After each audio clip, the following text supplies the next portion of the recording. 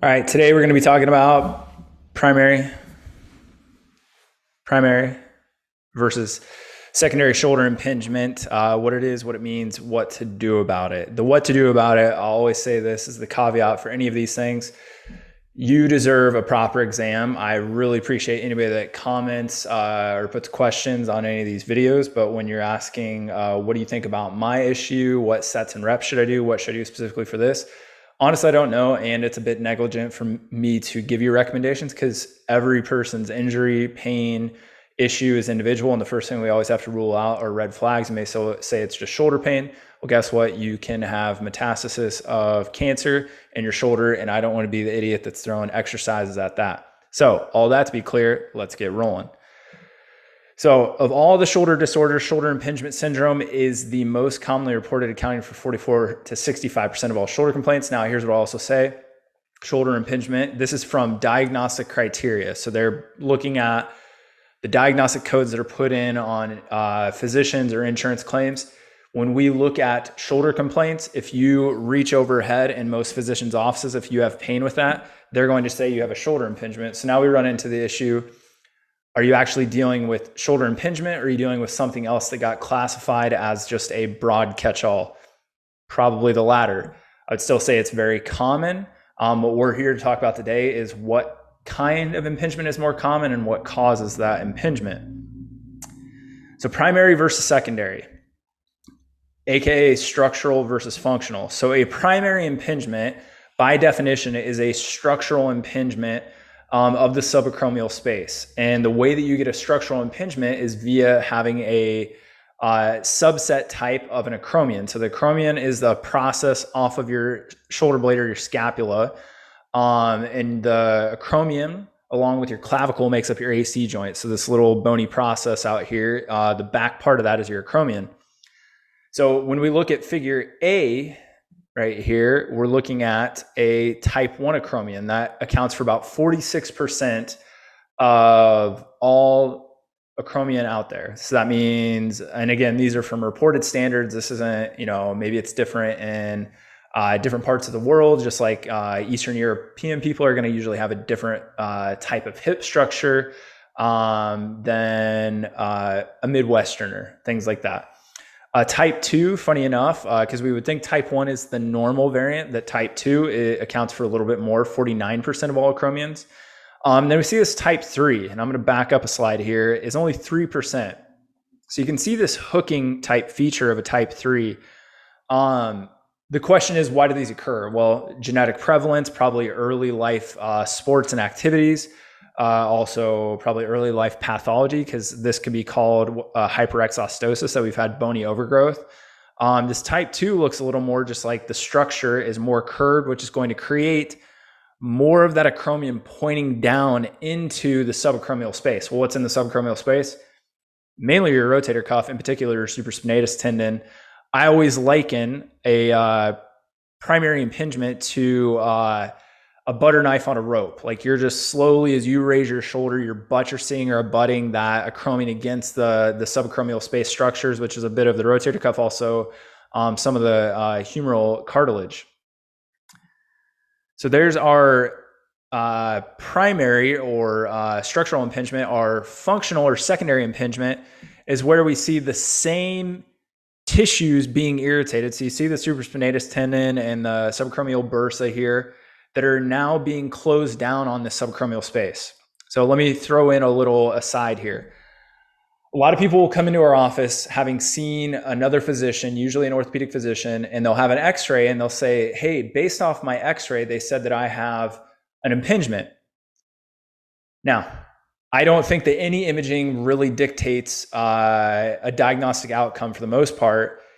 In this case, you could say that you can start to rule in or out a functional impingement due to the amount of subacromial space that is present or not present on an x-ray, but we should not use that as the only piece of diagnostic criteria, and it is not the highest order piece of diagnostic criteria.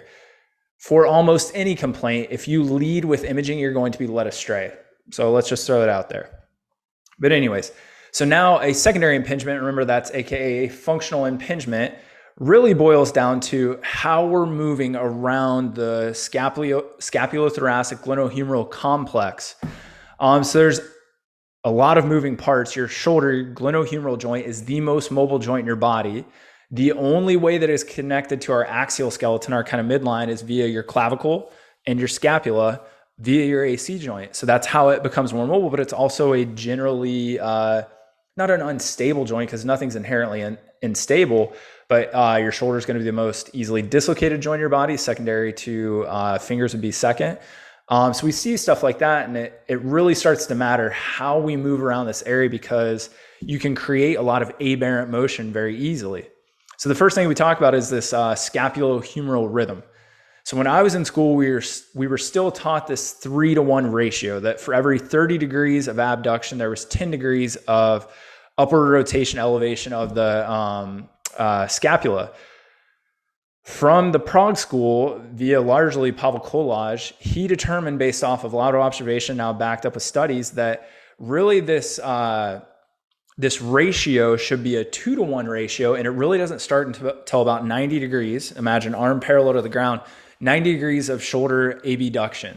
Why is that important? Because when we're looking for normal motion, which nobody's normal, they're just all variants of normal with the n=1 approach or viewpoint, we need to know what we're basing that on. Because if we said, man, his or her shoulder blade doesn't move until they hit about right here, and then it really goes for a ride, that may be normal. So we're looking at everything from eccentric control of the scapula. Do we see a crashing scapula on the eccentric and concentric portion of abduction or flexion?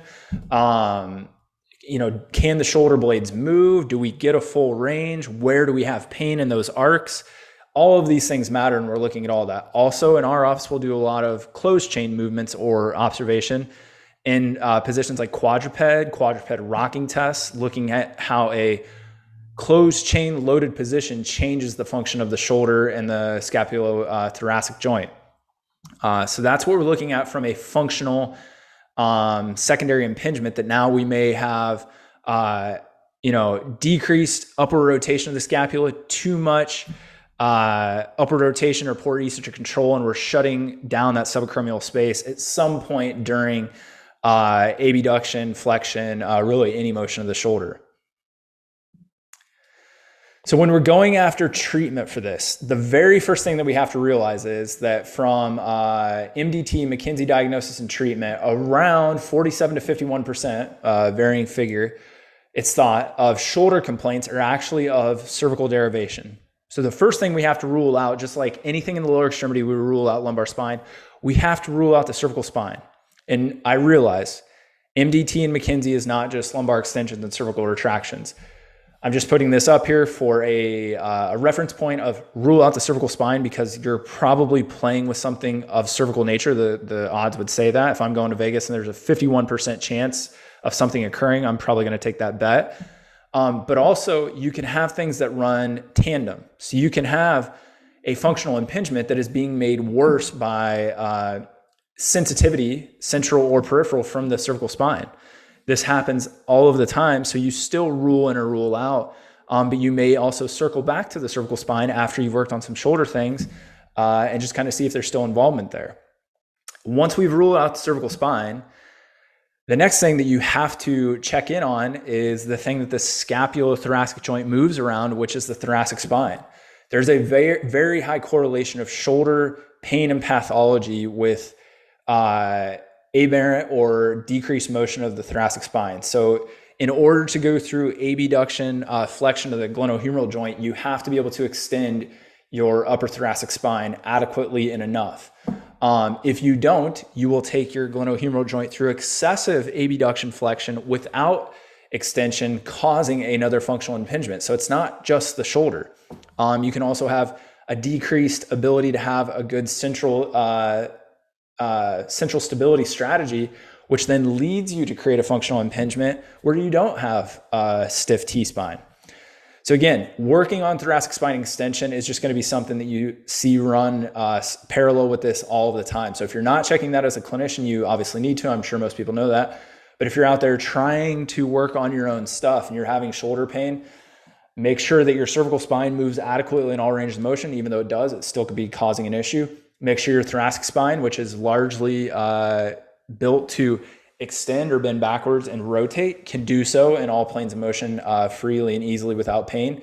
Once you've done all that, then we would start working on a scapular strategy, scapular stability strategy. So this is something where we use like a start position, and this is a straightest prayer drill where now we're going to try to cue up the anterior and posterior portion of straightest anterior to allow the shoulder blade to be controlled a little bit better around the scapulothoracic joint, allowing the glenohumeral joint to be offloaded a bit. Yes, every once in a while we're doing some soft tissue manipulation. If somebody has, I've had somebody that's been in a motorcycle accident that has broken their scapula and they've really tacked that scapula down, and we have to work on active range of motion with some hands-on manual therapy. Yeah, we do this stuff all the time.